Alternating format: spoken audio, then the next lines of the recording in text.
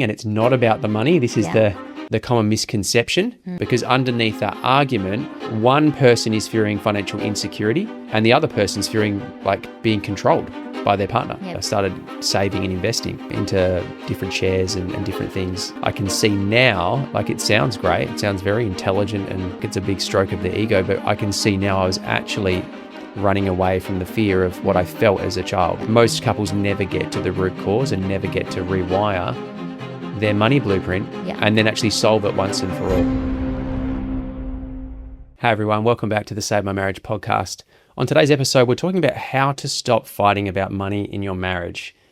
This is a very common thing that comes up for couples, and it actually is one of the leading causes of stress for couples and conflict, which then leads to divorce. It's one of the primary causes of divorce in the Western world.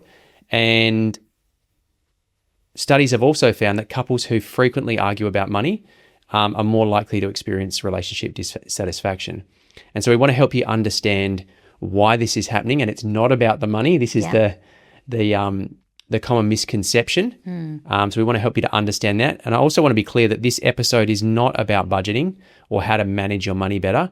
We're going deeper than that today. We're actually getting to the root cause, which is how we love to work, looking at some of those beliefs and those deeper patterns which are running underneath the surface, which are causing the issues with money with you and your partner. Yeah, we see this really commonly with all the couples we work with. We can't really help them just in their relationship, because relationships touch everything. Like the premise of relationships is relating. And human beings are meaning-making machines, and we make meaning and relate to everything in our life. And money is one of those things that we have a relationship with. And many couples don't realize their relationship to money. They're not aware until we bring it to their awareness of how they think about money, what they believe about money, what they associate with money, how they relate to money or people who have money. And it's really interesting when we help them look at their beliefs and dive into what's actually there and where it came from. And it becomes very obvious and clear why they've created what they have in regards to money, their career, finances, etc. Yeah, exactly. And so we like to call it a money blueprint. And this is something that you have picked up along the way, and usually this starts to get formed very early on in your childhood from watching your parents around money. And so we're gonna be talking about that a little bit, because that is where it all starts. You know, you probably had one parent who maybe had a more positive relationship with money, and another who didn't. Usually there's one spender in the family, the husband or the wife. It doesn't always play out the same way.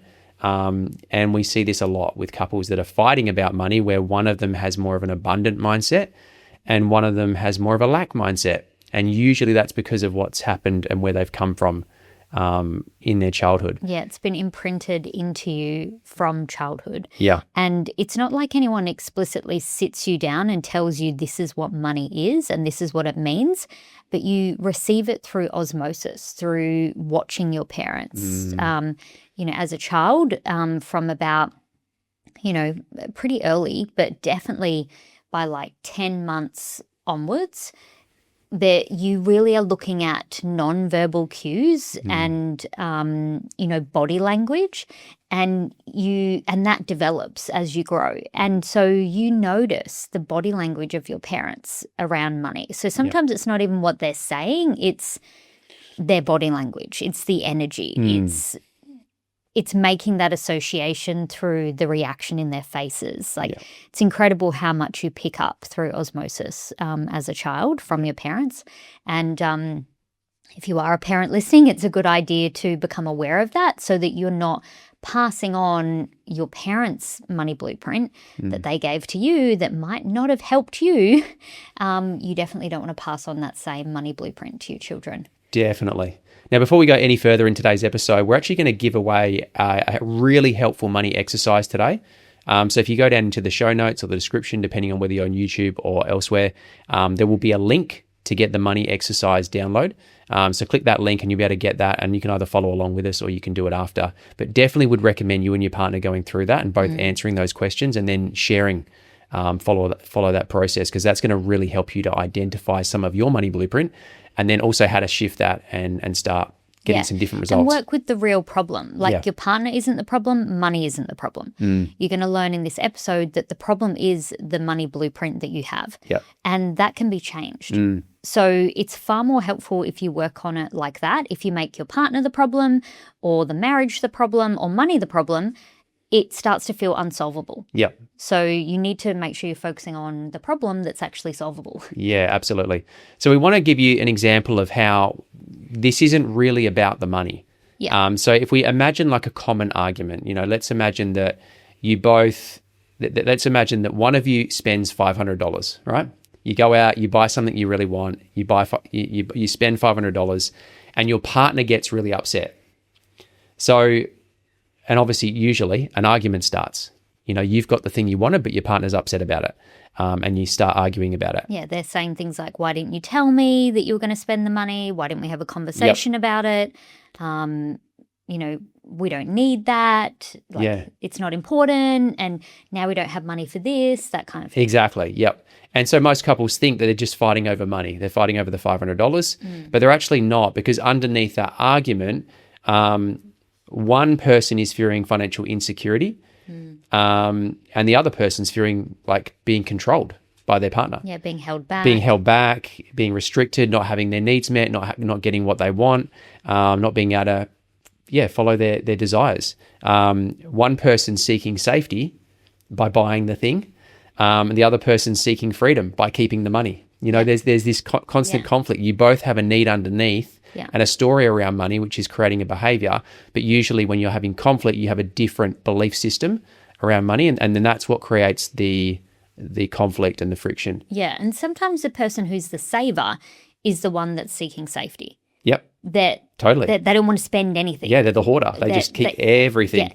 And it's interesting because those people, it sounds responsible. It does. It sounds noble.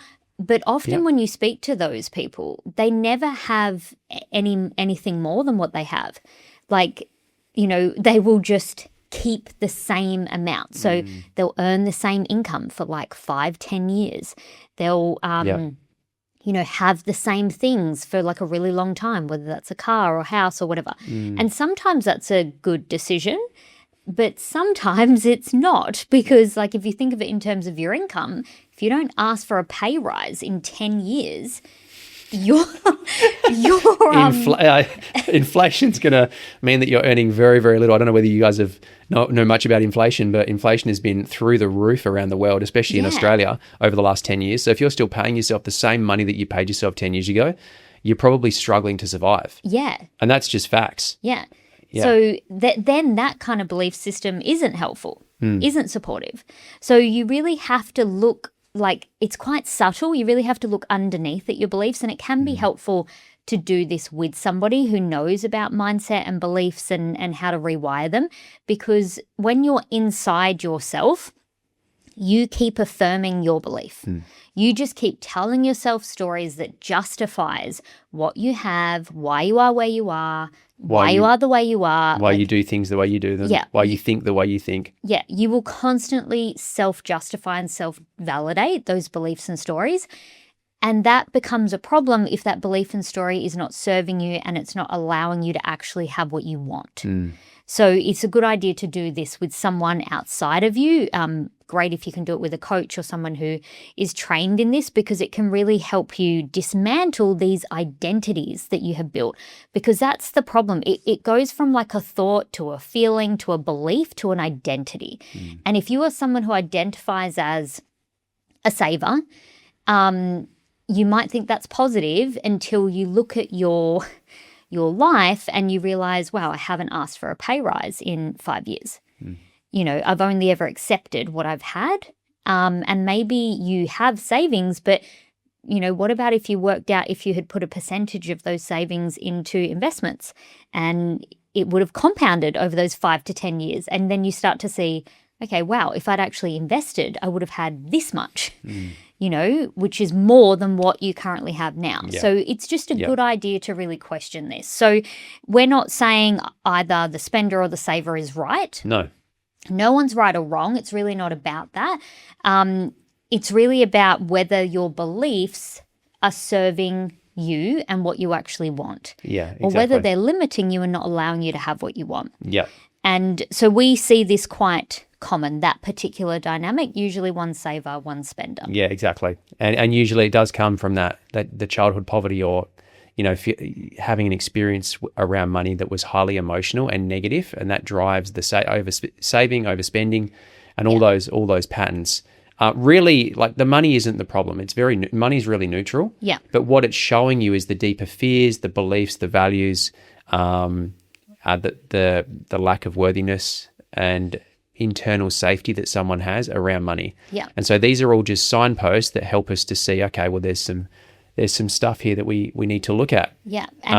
Which is a beautiful opportunity, because if we can look at these, if you can look at your money blueprint, if you can look at your partner's money blueprint, we can actually get to a place where we can realign some of these blueprints, some of those beliefs in the blueprint, which actually help us to get on the same page. Maybe not with everything, but in a lot more areas that enable you both to move towards what it is you both want. Yeah. And that's where the vision comes in, which is something we also teach, which helps you to get clear on where are you going? What do you actually want to achieve? And then work backwards. And then work backwards how from much that. money would you actually need? What would you actually have to do? A lot of people don't need the amount of money that they think they need. Everyone just throws around, $1 million, because that's just what people hear. But not necessarily if that's not the lifestyle that you actually want to live. So it's better to get really clear in yourself what it is you actually want. Yeah. But before you do that, you want to understand what your current money blueprint is. So we want you to think about, where did you actually learn what you currently believe about money? Like, what did you learn about money growing up? Where did you learn it from? It's usually your parents and their experience, but it could even be from, like, if you're in a second marriage, it could be from your first marriage. Yep. Could be from step parents. Really think about where it came from and what you learned. And just quickly on that, it can be what your parents said, but it can also be what they didn't say. Yes. It could be their energy, facial expression. It could have been arguments that they had about money. It could also be just seeing them make mistakes with money. So maybe they bought something or invested in something and it went terrible. Or maybe they just struggled their whole life with really low-paying jobs and never had enough to get the things that they wanted, and you never got the things that you wanted as a child. Yeah. So it can be really, really subtle. Yeah, it's not always spoken. It can be what they did do, or it can be that your money blueprint, you've now decided to do the opposite of what they did. Yep. So if they were savers and they never went anywhere and they never did anything, you might have become the opposite. Yes, a lot of us do the pendulum swing. So we go from one extreme to the other. If your parents' saving and being frugal was painful for you because you never got anything you wanted, you may have swung to the complete opposite end of the spectrum, and you don't know how to save at all. You just spend everything. Just rebelling. $100 comes in and $100 goes out. Yeah. So it's really interesting. Your beliefs are driving all of your behavior. So it's a really good idea to look at them. A common one we see is if you grew up with, like, a single parent. A lot of single parents, a lot of the couples we've worked with, they end up having a lot of anxiety and stress around money, and it's always a struggle, even when it's not. Like, we have couples whose outward experience, their outward conditions are wealthy. They have a home, they have investment properties, they can go on holidays, they have expensive cars, they have businesses, their monthly expenses are covered, and they have everything. But their internal belief system and their nervous system is constantly scared and in lack and worried about spending and trying to get a better deal. And it's so interesting, because I think people think, oh, well, if my conditions change, like if I had enough money, if I had a great job, if I had the car, the home, all the things, then I wouldn't worry about money. Doesn't work like that. No. And we see this with couples all the time who have everything, but they still have really poor money beliefs. Yeah. So I just want you to understand that it's not based on your current conditions. How you believe and act towards money will not change because your external conditions change. your relationship to money is internal. So your external world is just really reflecting your internal world. So if you want to change your relationship with money, you have to actually go within and start with your beliefs and question, what do I believe about money? And then you will see symptoms and evidence of that in your life. Yeah, totally. So question 2, what did you hear about money growing up? We want you to answer that. And again, if you want to get the resource and actually download this resource that has got all the questions in it, just head down to the show notes or description and click the link to get that. And then you can work through it in your own time with your partner. But it's probably things like money doesn't grow on trees. We can't afford it. What do you think I'm made of? Money. You have to work hard for money. Yep. Rich people are greedy, or rich people are bad. Money changes people. Rich people are selfish. Money is the root of all evil. I heard that the other day. Oh, it's terrible. Yep. Terrible. Like, honestly, I was talking to a client about this the other day who had really bad money beliefs. And I said to her, money is neutral. Like, money is not good or bad. There are people in the world today who you would describe as bad people, and they have a lot of money. Money doesn't care about whether you're good or bad. That's not how money works. And it's amazing how many people were conditioned in their childhood to believe that money only goes to good people. Just look at the world and you will see that belief is disproved. It's not true. There's plenty of people that you would describe as morally bad that have plenty of money. Money does not care about whether you're good or bad. Money doesn't care. Money doesn't even question whether you're worthy of deserving. No. You know, a lot of people make money and they still question whether they're worth it or deserving of it. Yeah. So money does not care about any of those things at all. We are the ones as human beings attach all these emotions and associations and beliefs and stories to the money. Yeah. Money doesn't have any of those stories at all. Yeah, 100%. Absolutely. If you're enjoying this episode, but you want to go deeper, then the next step is actually to watch this video on screen right now. In it, we're going to share our 5-step framework with you. Exactly how we take couples from disconnected to deeply connected and on the same page. It's the same process that we used to save our marriage, and it's the same process we've now used with thousands of other couples to do exactly the same. So if you're interested in that, click that video now and check it out. The next question is, what did your mother believe about money? And then the next question, what did your father believe about money? How did they handle money? Like, what was the way in which they did the budgeting or they handled the money? Was there one of them that did all the money stuff and then the other partner didn't know anything about it? Or did they sit down and have conversations about it and have joint accounts? Or did they have separate accounts? You know, how did they handle their money? Yeah, we see that a lot where one partner knows nothing about the finances. Yeah.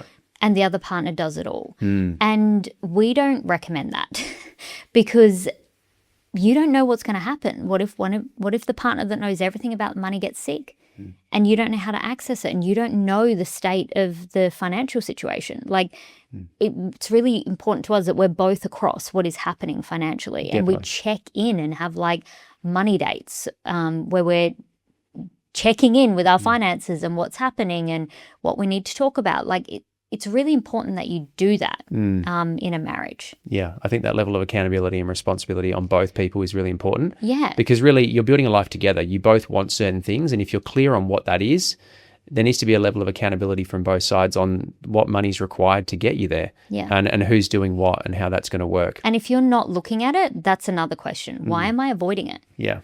And if you're avoiding money, let me tell you, money will avoid you. Yeah, absolutely. So don't complain that your bank account is empty or you can never have what you want. If you are spending a lot of time and energy avoiding money, it will avoid you. Yeah. So don't do that. Yeah, exactly. Money likes to be respected. It wants you to see it. It wants you to understand it, get to know it, respect it.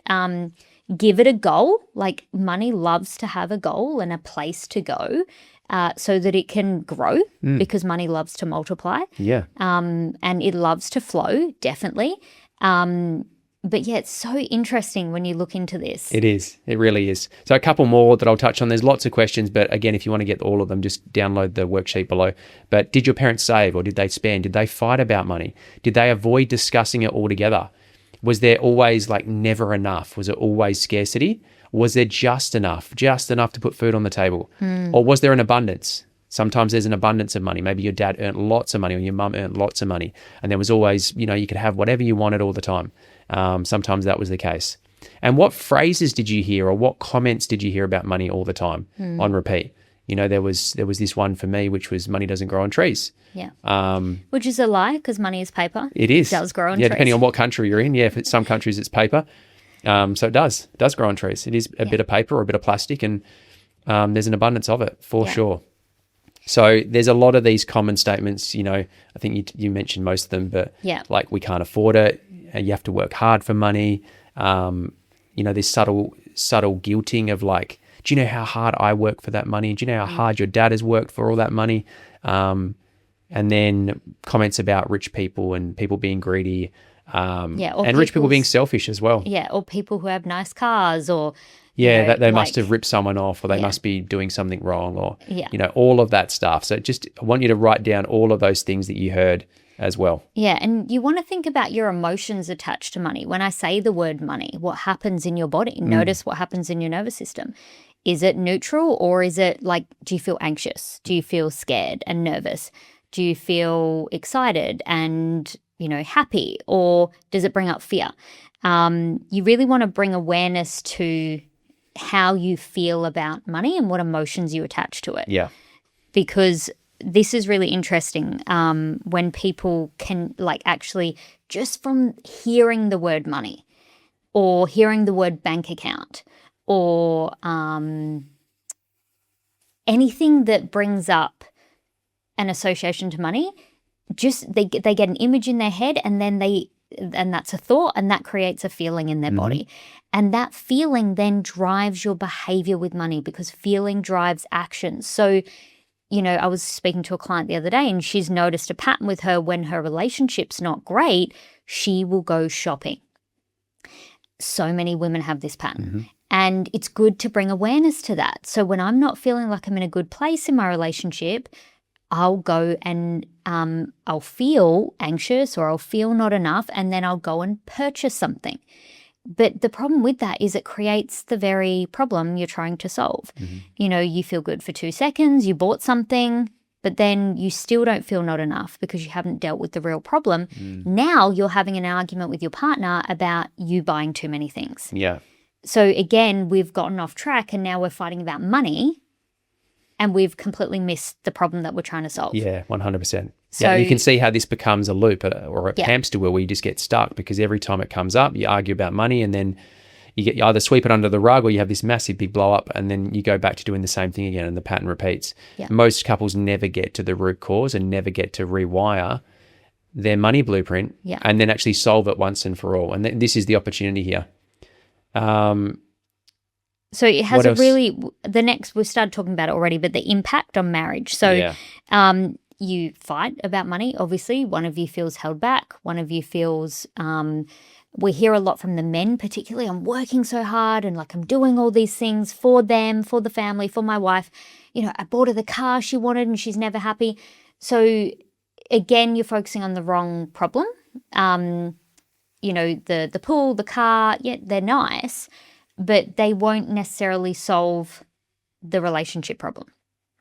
Having more things doesn't solve a relationship problem, especially not if in order to have more of those things, we're now we've got heaps of debt, we're stressed, we're emotionally burnt out, you're at work 24/7 and I never see you. So that's not going to solve the problem. That's going to create a problem and create more tension in the relationship. So more does not equal better.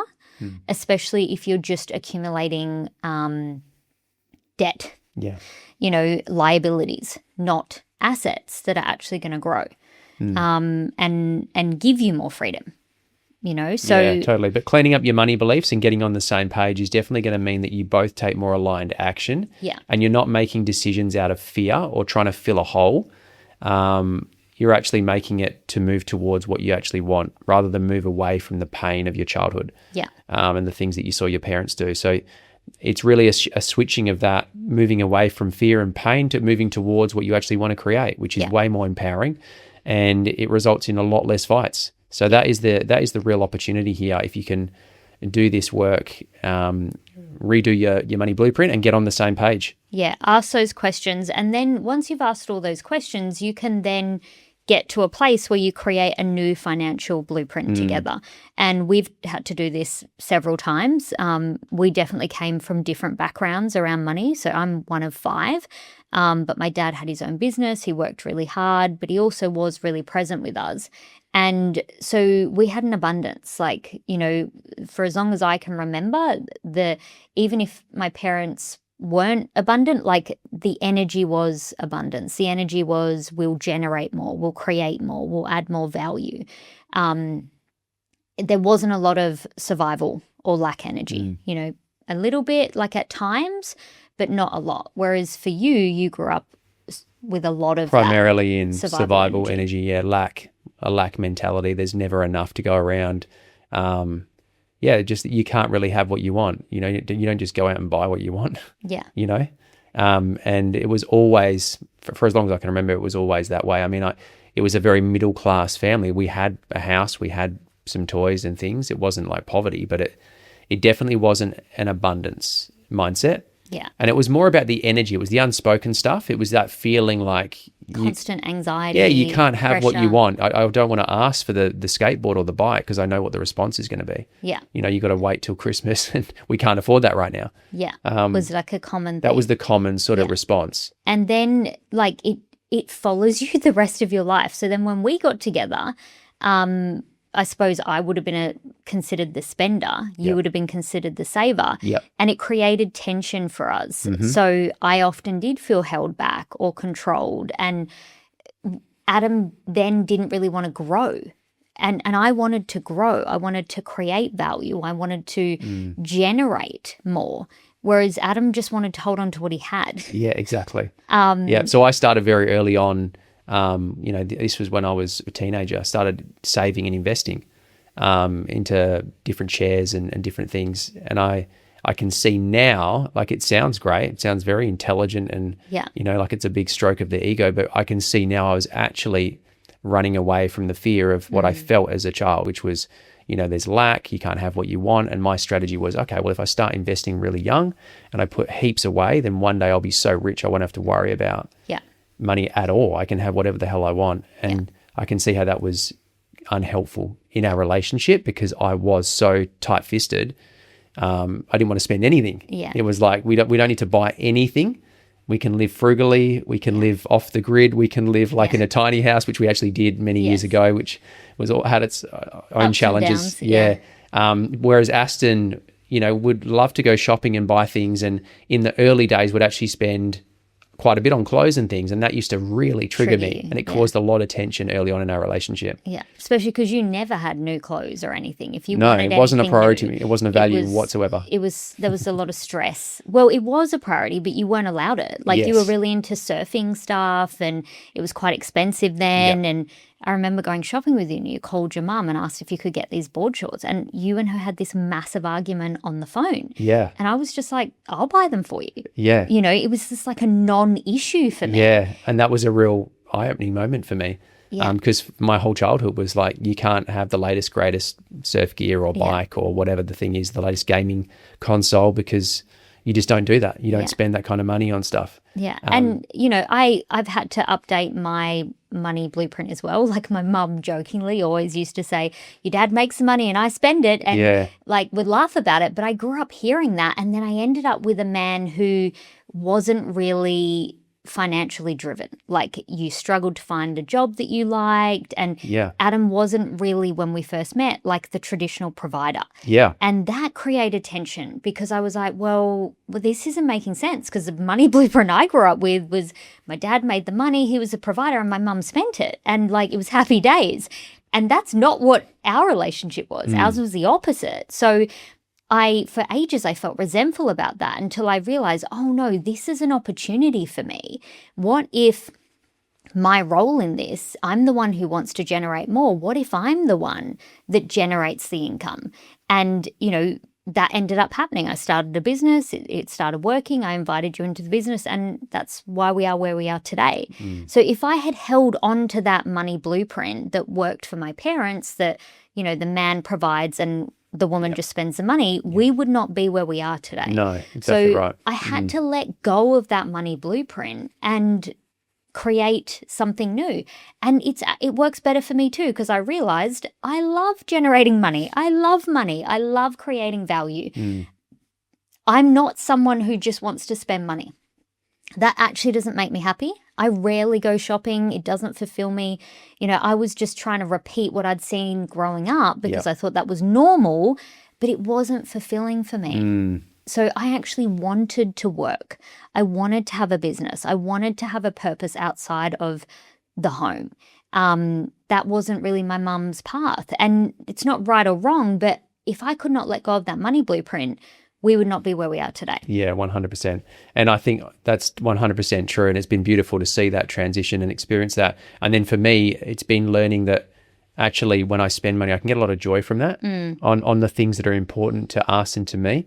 So there's things now that I do enjoy spending money on that bring a lot of joy, create memories for our family. And that also create an ROI in a different way. Yep. Like you can have a return on investment in lots of different ways. Yep. And actually by investing in ourselves, and that was a big one for you because you were scared of growth and change, the moment you started investing in yourself and you grew, your income grew. Yeah. And I think a lot of people, they think, oh, well, yeah, I'll invest in myself when I make more money.